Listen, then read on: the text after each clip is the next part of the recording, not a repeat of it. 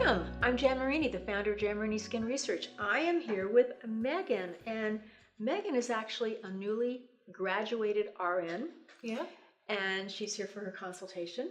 So Megan, if there was something you could change or improve about your skin, what would it be? Gosh, I would say, well, first acne. Okay. Next, I would say my enlarged pores in my nose and chin. Okay, enlarged pores, nose and chin.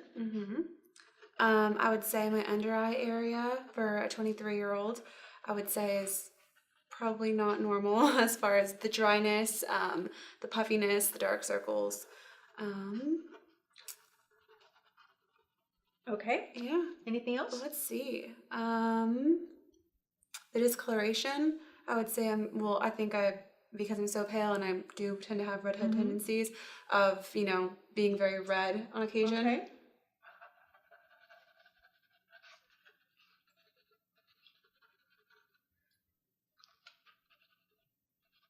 So how would you categorize your skin? Do you think it's more normal, combination, or what do you think it is? I would say it's primarily oily, and the only time I would get dry is when I would try to use, a high percentage of salicylic acid or benzoyl peroxide, and when I use those facial cleansers, my nose gets dry, my eyes get dry, or my mouth gets dry. So I think those are the products that make me dry. Okay. But if I were to do nothing to my skin, I would be very oily. And you're oily everywhere or just in the T-zone?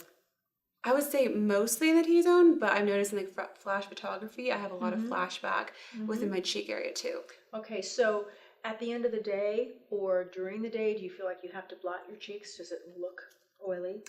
I would say it does look oily, but I do wash my face quite often. And have you ever been a smoker? No. How about a sunbather? No. Okay. I avoid the sun. Okay. Are you somebody who basically just burns and doesn't tan? Right. Okay. I'm that one. I had a brother like that spent his entire life trying to get a tan. Never got one. All he did was burn. Yep, that's me. So let's talk about the products that you use currently. Okay. So what do you wash with in the morning? I switch around. I've tried everything drugstore. I use Oxy, benzoyl peroxide 10%, Neutrogena, salicylic acid 2%. I also... So this is, it's an Oxy BPO that you wash with? Yes. Okay, so it's a cleanser. Is it a gel or is it a lotion? It's a gel. Okay. Is it specifically for oily skin or just for skin that tends to break out? It says acne prone skin on the label. Yeah. Okay, and the other one you mentioned was a Neutrogena. So it would be or the Neutrogena, and that one is a sal acid.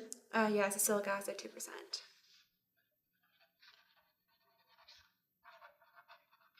Okay, and then what do you do after that? Then I use a scrub usually. It depends. I probably use that about like 3 to 4 times a week. It's a drugstore brand. And do you recall the brand? St. Ives? I was going to say. Yeah. St. Ives. That's probably the one that is the most common in the drugstore. I don't know if anybody hasn't heard of St. Ives. The apricot scrub, right? Yep. Okay, and what do you do after that? Then I switch between the Cetaphil Gentle Cleanser and other just very natural lotiony moisturizing cleansers. Okay, do you do any kind of moisturizer or anything? I don't usually do that just because they tend to break me out. The only one that I do use is Cetaphil lotion. Okay. So sometimes Cetaphil lotion. And what about sunscreen? I need to get better at that. I don't usually use sunscreen. If I do, it's like SPF in my foundations. But the sunscreens that I do use are just sunscreens. Usually are very oily and they break me out significantly. Okay. So I just avoid the sun altogether, honestly. Okay. And do you use the same cleanser, one of these same cleansers at night? Yeah, usually it's the same thing. Okay. And then at nighttime, though, I do use eye creams and different things like the prescribed Retin A. I use the original brand, and I use different... So when you do use Retin A at night? Yes. And is that every night? Not every night, because I do notice some dryness. when I do use it. Do you remember what strength it is? I believe it's 0.05. Okay, so that's the middle strength. Okay. So there's 3 strengths of prescription retinoids in terms of retinoic acid, or the brand name Retin-A, but there's generics. There's 0.025, which is the weakest. There's 0.05, and then there's 0.01, which is the strongest one. So she's using the middle one, which is actually probably the most popular worldwide. Okay, any moisturizers, anything else that you do at night? Scrubs, masks, anything like that? I do use some facial masks, some sheet masks, just drugstore, whatever I happen to see there. But that's just during the day. It feels cooling. But also at night I do use tea tree oil as spot treatment. Okay. And goodness, I had a list. Let's see. And then I do use some vitamin C eye serum from the original brand. And okay, a few other just serum-y things sometimes.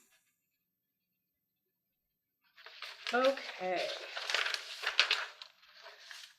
So, how old were you when your acne started, roughly? I was about 12, middle school. The prepubescent acne. And at that point, did you have it pretty much all over your whole face, or did you? Yeah, it did. It popped up everywhere, wherever it wanted to.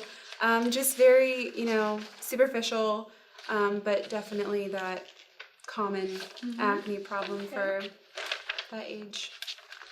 And how old were you when you think your acne was at its worst? I would say late high school, early adulthood. I'm 23 now, so probably around 17. It got really bad, 18. And it was the cystic acne along the jawline, along with the other superficial acne all over my face. It was really bad.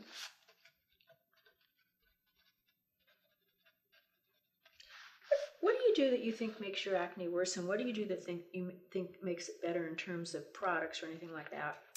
Making it worse, I would say sometimes when I do use the super high doses of the drying products I do use, it irritates the skin. I look really red. I look really dry. My skin just looks really damaged. But to help it, as far as topical products or things that I take, are you asking me? Well, sometimes diet can play a role as well. Okay. And in fact, in many people, it plays a role. So is there anything you feel like if you eat certain things, or if you do certain things in your diet, does that make it better or worse? Generally just eating healthy overall, and then drinking plenty of water as well. I feel like cleans out my system. But I also use the birth control Tri-Sprintec.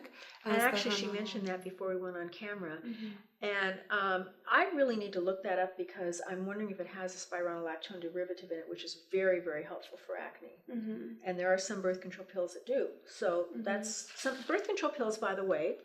30% of the time, statistically, they make acne better. 30% of the time, they make it worse. And 30% of the time, it's neutral. It doesn't help one way or the other. And some birth control pills, in fact, there have been articles in journals written on this, which are the implant birth control pills. You put them under into the arm area for like a year or so. Some of those have been implicated in causing some really bad acne. Oh. And other people say their acne got better. So it's all a guessing game. Yes, exactly. Okay, so let me ask you about the type of breakout that you get. Do you typically get a papule that turns like a red bump that turns into a pustule? Do you get a nodule like a mini cyst, or do you get an actual cyst? I would say all of the above. It really depends. Cyclically, around that time of the month, I usually get papules and just superficial acne. And then, but if I miss a dose of this birth control pill, I get really bad cysts again. Okay. And you've had cysts in the past? Correct. Okay. So let's talk about the redness. You mentioned you have a tendency to redness. Are you a flusher blusher? What does it mean? So For example, let's say that you have a glass of red wine, or maybe you're in a situation where you eat really spicy food and you turn red and it even goes down. Yeah.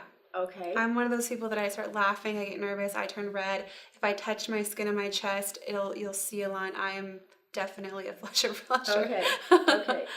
So the reason I ask this is that, and I'm going to get to the acne in just a second, but you could have a tendency to rosacea. You've heard of rosacea. Yes. So rosacea is a disease of vasomotor instability.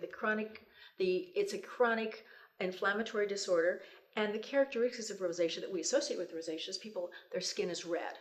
And oftentimes it starts off in pre-rosacea as a tendency to flush and blush because your blood vessels, which are supposed to expand and contract, are compromised, and so they tend to be unstable. And eventually what happens is that they sort of stay expanded, they don't contract, and so people are red all the time, and then they can get secondary lesions. You don't want to have that happen. No. So hopefully we'll do some things to hopefully maybe prevent that. Okay. And so that's something you kind of want to keep an eye on, because you can also get lesions that look just like acne. They're not acne, but they're very difficult to tell the difference. The way that the lesions form and the actual pathology is different, but on the surface they look pretty much the same. Okay. So with regard to the acne, let's talk a little bit about the acne process, because I always like people to visualize in their mind what's going on, because then you really understand what you can do to actually address it or sort of interrupt the process. So the term acne is a term that describes a process. So people sometimes break out once in a while, like, oh, I don't have acne, I just break out once in a while. Well, those are acne lesions. You just have them once in a while. But today, it's an epidemic among women in 20s, 30s, 40s, and beyond. And most of the time, you hear women constantly talk about how that time of the month, or occasionally, or sometimes even frequently, they get actually the nodular or the mini cysts, those hard underground lesions. So when you touch the outside of your skin, that's the stratum corneum, and it's a dead layer. You shed about 500 million cells a day. You're not aware of it. They're microscopic. And when you look at a pore opening, because we always obsess over our pores, how large they are, but you're looking actually at the opening of a sebaceous follicle. And a sebaceous follicle is really about as big around as the diameter of a hair. You think it's this huge cavern, it's probably filled with all kinds of gunk, but it's very small, very narrow. And at the bottom are the sebaceous glands that produce oil. And the inside of the follicle, you shed cells constantly, just like you do on the outside of the skin. One of the reasons you produce oil is the oil pushes the cells to the surface, they sit there and they fall off. Normal process. That's what's supposed to happen. In people that have acne, we don't know why. There's probably a genetic tendency, but we've not found the acne gene. It runs in families. Anybody in your family with acne? My brother had it when he was a teenager, but it's gone away in his adulthood. Most men don't have acne past the age of 23 because they get terminal beard growth, pushes everything out of the follicle. We can have it our whole life. So it can skip a generation. You could be the only person in your family with it or without it, but usually there's a hereditary connection. And so we don't know why, but in people that have a tendency to acne, the cells in the follicle stick together. They clump together. So the beginning of that process is what's called a microcomedone. It's a clump of microscopic dead cells. You'd need a microscope to see it. You're not aware of it. And you said you started seeing a breakout when you were 12. Chances are it started much earlier, because you start forming these microcomedones and it can take days, weeks, months, or longer. And sometimes they just stay dormant. They're there. But for whatever reason, they don't go anywhere. And so you didn't see anything on the surface of your skin, but this process could have been going on for a year or two. The average age at which women develop hips in the U.S. is 8 years old. The onset of puberty is breast development, not menstruation. So, you could have been 9 or 10 years old and you were in puberty and you're developing these microcomedones. So a microcomedone can go in a number of different directions. Now, one way, which is the least inflammatory form of acne, is where the cells stick together, they stick together, they stick together. The follicle needs more room and it dilates. And you see that as like a clogged pore, a blackhead, and large follicle. When you have a more severe form of acne, it's kind of like the follicle. You don't see that opening as much. But inside the follicle, the cells are sticking together and they trap P. acne bacteria. Now, P. acne bacteria is harmless. You can't catch it, you can't spread it, but everybody has it. I have it on the outside of my skin. You can have perfect skin, but in the follicle where there's less oxygen or virtually no oxygen, it feeds on the oil that gets trapped. So you have the dead cells trapping the oil, trapping the P. acne bacteria, and it's eating the oil. Now, if everything stayed in your follicle, you'd never break out. But what happens is as it eats the oil, it excretes a fatty acid byproduct. It's very toxic, and it wears down follicle walls. So when it causes the follicle, it wears it down to where you're going to have a leak near the top of the follicle. That's where you get a papular or pustule. If it wears it down and it's a little more serious, where there's a rupture in the follicle lower down, then you've got a nodule or a mini cyst. If literally the side of the follicle blows up, now you've got a full-blown cyst. And the reason why cystic acne typically scars, meaning that there's like a depression in the skin, there's a loss of tissue, is because the inflammation hits the dermis. So as it makes its way to the surface, it destroys tissue. So what we have to do is, we've got to do several things. Number one, we have to introduce something into the follicle that keeps the cells from sticking together. Secondly, we got to keep those colonies of P. acne bacteria down. Now, you can't kill them forever. Wouldn't it be great if you could just take something and they would just be dead? They'd never come back. I'm sure maybe there's a reason for P. acne. I don't know. It seems useless to me. But there are things that you can do that if you do it consistently, it keeps the colonies. It's bacteria static, not cidal, but bacteria static. And so if you can keep those colonies down, they're not eating the bacteria. The follicle isn't leaking or rupturing. And then the interesting thing is some of those same agents also can resurface the surface of the skin and make your follicles look really small. Because when you're resurfacing, and also when you're working in the follicle and you don't have the retentive matter, it's not holding the follicle opening. So you can't open and close them. They're not trap doors, but you can make them look really, really, really refined. And I've always pointed at my own skin, and those of you who've watched the channel know I've said before that I'm a 2-time Accutane failure. I never break out. But my skin, I've had large pores in the past, and literally I dare you to be able to even find them. So you can really refine the skin down. So that's what we need to do. We need to introduce something that's going to do that. Now, what I'm going to recommend for you, one of the products I'm going to recommend is a product called Duality. Okay. And Duality is really a game changer because it takes 2 gold standard remedies and pairs them together. Now, the first one, and I don't know if you've ever worked with benzoyl peroxide, but benzoyl peroxide kind of has a bad rap. First of all, benzoyl peroxide works because benzoyl forces peroxide in the follicle, releases oxygen. P. acne bacteria can't live in oxygen. It kills it better than a topical antibiotic. It kills it better than virtually anything ever invented. And that's a statement by the American Academy of Dermatology. And if you're using the right percentage, you can never develop a resistance to it. But people go, oh my God, it's drying. It's a teenage medication. This is a type of benzoyl peroxide that has been tested in weather that was 120 degrees below zero by Dr. Jaggi Rao in Alberta, Canada. And the patient's skin was actually more hydrated after the study than before. So it's a different micron size, it penetrates really fast, and it works faster, it works better. It's amazing. And this is a product that's dual chamber. The reason it's a dual chamber, so you pump it out at the same time and just mix it together, is because the other chamber is retinol. And you're using Retin-A, prescription Retin-A, so I don't have to tell you that that's a really important element, but also retinol is fabulous for the appearance of aging, and for most of the aging you're going to see in your lifetime actually was programmed into your skin before the age of 10, and at least 50% of it before the age of 20. So it just takes 10-20 years to show up. So many times people say, well, I really didn't notice a difference in my skin between 20 and 30, and then all of a sudden they wake up one morning and they say, Jan, somebody let the air out of my face, or where did all this come from? So these are things right now that you can really do to kind of help to prevent some of the signs of aging that you're going to see in the future. And it makes a big difference. And so many times females feel like they have to choose between, do I treat my acne and I feel like I make my face look worse, I make it look dry, it gets irritated, or do I do things for the fine lines around my eyes and my texture and my follicles and then make my acne worse? So this is something that is just really never been done before, where you can literally de-age the appearance of skin and treat acne at the same time. Wow.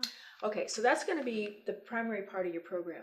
Now, I'm also going to recommend something for you called BioClear, which is going to help with resurfacing, and I'm going to recommend a sunscreen and a few sundry other items, but this is going to be the cornerstone of your program. Okay. And what we're going to do is, as I always say, somebody's going to check back with you in 4 days. That is the time at which people actually, the average time that somebody makes a decision whether or not they're going to use a product, because they're not sure they're using it right, or it doesn't feel right, or something's happening. And that's why the average female has over $600 in product in her bathroom she doesn't use. And I know you said you've tried tons of products, mainly drugstore products. Mm-hmm. So check back with you.